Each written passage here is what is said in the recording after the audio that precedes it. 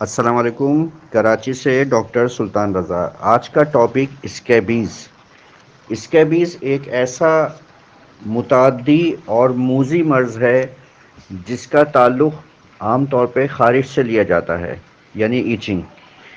ایسا مرض ہے کہ جو انتہائی پریشان کن اور انتہائی تکلیف دہ ہے۔ جو بھی مریض اس سے گزر رہا ہوتا ہے وہی جانتا ہے کہ اس کو کتنی اذیت کا شکار ہونا پڑ رہا ہے۔ اس میں زیادہ تر خارش پورے دن میں نہیں ہوتی اتنی زیادہ، اور اگر خارش ہوتی ہے تو رات کو ایگریویشن ہوتی ہے۔ رات کی خارش اگر بڑھتی ہے تو اس کو اسکیبیز سے پہچانا جا سکتا ہے۔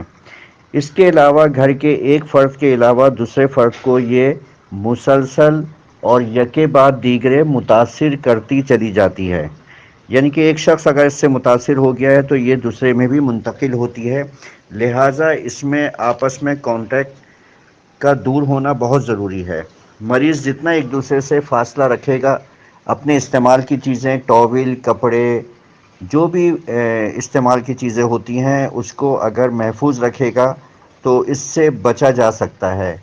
لیکن اس سے بچنا انتہائی مشکل ہوتا ہے۔ ایک ہی گھر میں رہنے والے افراد مسلسل اس کے شکار ہوتے رہتے ہیں، اور یہ خارش کا ایک ایسا موذی مرض ہے جو کہ دنوں میں نہیں، ہفتوں میں نہیں، مہینوں میں صحیح ہونے کا نام لیتا ہے، اور بعض دفعہ 1 سال سے زیادہ مدت بھی لے جاتا ہے۔ لہٰذا اس میں احتیاط بہت لازمی ہے۔ آپس میں اگر رابطے ہیں تو ان کو فاصلے پہ رکھا جائے، ایک دوسرے سے دور رہا جائے، اور ہر فرد کے کپڑے گرم پانی میں اچھے طریقے سے دھوئے جائیں اور ان کو دھوپ میں سکھایا جائے۔ اس کے علاوہ بیڈ شیٹ، تکیہ غلاف، ٹاول، یہ بھی ہر دوسرے تیسرے دن تبدیل کرنا لازمی ہو جاتا ہے۔ اسکیبیز ایک ایسی تکلیف ہے جو دن میں نارمل خارش کے طور پر آتی ہے، اور رات میں عام طور پہ خارش اس میں بڑھ جاتی ہے۔ یہی اس کی سب سے بڑی پہچان ہے، اور اتنی خارش ہوتی ہے کہ مریض رات کو اٹھ کے پوری رات جسم کو کھجاتا رہتا ہے۔ اس کی کنڈیشن بڑی مختلف ہوتی ہے، کہیں پہ باریک باریک دانے ہوتے ہیں، کہیں پہ ارٹیکیریا ٹائپ کے ددوڑے ہوتے ہیں، اور کہیں پہ ایسی صورتحال ہوتی ہے کہ کھجاتے ہوئے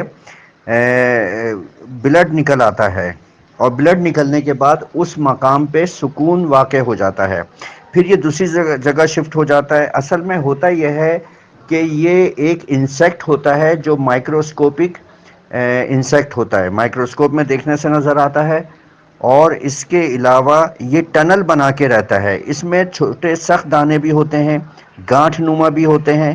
یہ ٹنل بنا کے رہتا ہے اور اس میں ہزاروں کی تعداد میں ہوتا ہے، جو کہ عام آنکھ سے نظر نہیں آتا۔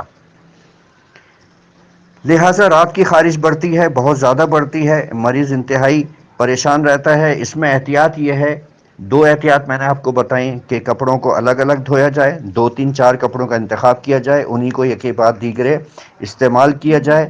اس کے علاوہ گرم پانی کا جب استعمال کیا جاتا ہے بات لینے میں، جسم میں بڑا سکون ملتا ہے۔ زیادہ تر ہاٹ واٹر سے جسم کو دھونا چاہیے، بات لینا چاہیے، اور اپنے کپڑوں کو اور استعمال کی چیزوں کو الگ رکھا جائے۔ نیم کے پتوں کا استعمال اس میں بہت اہم واقع ہوا ہے۔ نیم کے پتوں کی شاخوں سے جسم کو ایچنگ کیا جائے، نیل یا کپڑا یا کنگا استعمال نہ کیا جائے کھجانے کے لیے۔ ایچنگ کرنے کے لیے ہمیشہ نیم کے پتوں کی شاخیں استعمال کی جائے، یا جس شاخ کے اوپر وہ پتے ہیں اس کا استعمال بھی مناسب رہتا ہے۔ جتنا اس پہ اسکریچ کریں گے ناخن سے اتنی زیادہ خارش بڑھتی ہے، اور وہ اپنا مقام چینج کرتی رہتی ہے۔ میں نے ہومیوپیتھک علاج میں بڑی بڑی چوٹی کی ادویات کو اسکیبیز میں فیل ہوتے ہوئے دیکھا ہے، چاہے وہ گریفائٹ ہو، سلفر ہو، میزیریم ہو، چاہے وہ ایپس ہو، رسٹاکس ہو، سورائنم ہو، چاہے آپ بیسیلینم کا استعمال کروائیں، سیپیا کا کروائیں، بیلاڈونا یا ہیپر سلف کا کروائیں۔ میں نے بڑی بڑی ادویات فیل ہوتی ہوئی دیکھی ہیں۔ ایز پر سمٹمز انتہائی خلوص کے ساتھ آپ دیں، لیکن یا تو وقتی طور پہ تھوڑا سا فرق پڑتا ہے، یا پھر بالکل فائدہ نہیں ہوتا، یا یہ کہہ لیجئے کہ اسکیبیز کا جب اٹیک انتہائی سیویئر ہوتا ہے تو اس وقت یہ ادویات فوری طور پہ رزلٹ نہیں دیتی ہیں۔ انتہائی ریسرچ کے بعد جو ادویات سامنے آئی ہیں اس کا میں آپ سے تذکرہ کروں گا۔ اس سے پہلے میں عرض کرتا چلوں، ہومیوپیتھک طریقہ علاج میں انتہائی ریسرچ اور ارک ریزی کے بعد جو ادویات اس میں بہت اچھے طریقے سے کام کرتی ہیں وہ میں آپ سے شیئر کرتا ہوں۔ میں یہ نہیں کہتا کہ یہ ساری ادویات جن کا میں نے ابھی تک نام لیا ہے وہ غلط ہیں۔ ہو سکتا ہے کہ کسی ڈاکٹر کی پریکٹس میں اس نے اچھا کام کیا ہو، لیکن میری پریکٹس میں جس رزلٹ کی امید تھی وہ مجھے نہیں مل سکی ہے۔ اب میں آپ سے تذکرہ کرتا ہوں کہ ہومیوپیتھک میڈیسن میں کن دوائیوں نے اسکیبیز پہ اچھا کام کیا ہے، میں آپ سے عرض کرتا ہوں۔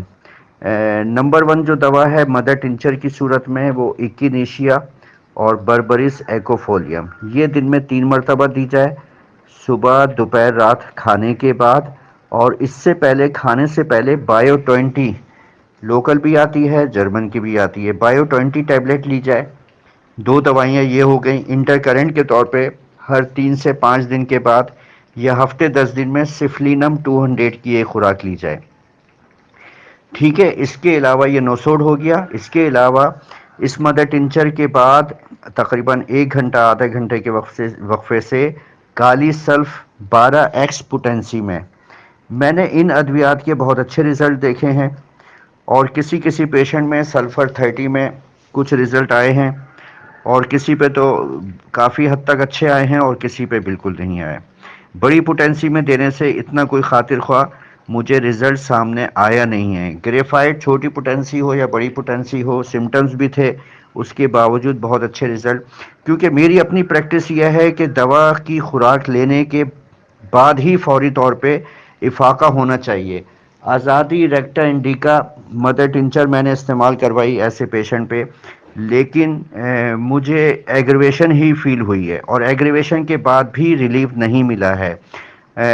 ہمارے ڈاکٹر صاحبان کی پریکٹس میں اچھے رزلٹ آئے ہوں گے، لیکن مجھے اتنے اچھے نہیں ملے، کیونکہ یہ نیم ہے لیکن اس کو مدر ٹنچر میں دینے سے بہت اچھے رزلٹ سامنے نہیں آئے۔ جو اچھے رزلٹ سامنے آئے ہیں وہ میں نے آپ سے عرض کیا ہے، ایکینیشیا اور بربرس ایکوفولیم مدر ٹنچر میں، سفلینم نوسوٹ کے طور پہ کچھ دنوں کے وقفے سے، اور بایو 20 فوری ایک خوراک دینے کے بعد ہی رزلٹ آتا ہے، اور کالی سلف 12 ایکس دن میں 1 سے 3 دفعہ اس کو دیا جا سکتا ہے۔ یہ اسکیبیز کا بہت اچھا رزلٹ دینے والی ادویات ہیں، لہٰذا تمام تر احتیاط کرنے کے بعد ان دوائیوں کو استعمال کیا جائے تو اسکیبیز چند ہفتوں میں صحیح ہو سکتا ہے، ورنہ یہ مہینوں میں، سال سے زیادہ بھی تکلیف لے جا سکتا ہے۔ جب تک ایک پیشنٹ کو مکمل طور پہ گھر میں آرام نہ ہو، جب تک دوسرے پیشنٹ متاثر رہتے ہیں، اور لگانے کی صورت میں، لوشن کی صورت میں، انہی مدر ٹنچر کو کسی لوشن میں بنا کے پورے جسم پہ لگایا جائے رات سوتے وقت، اور صبح غسل کر لیا جائے۔ 3 دن یا اس سے بھی زیادہ اس کو استعمال کیا جا سکتا ہے، یا زیادہ خارش کے جو مقامات ہیں اس کے اوپر اس کا لوشن بنا کے استعمال کیا جا سکتا ہے، تو متاثرہ مقام خارش زدہ نہیں رہتا، وہ کم سے کم تکلیف دہ ہو جاتا ہے۔ اب میں آپ سے اجازت چاہوں گا، ڈاکٹر سلطان رضا فرام کراچی۔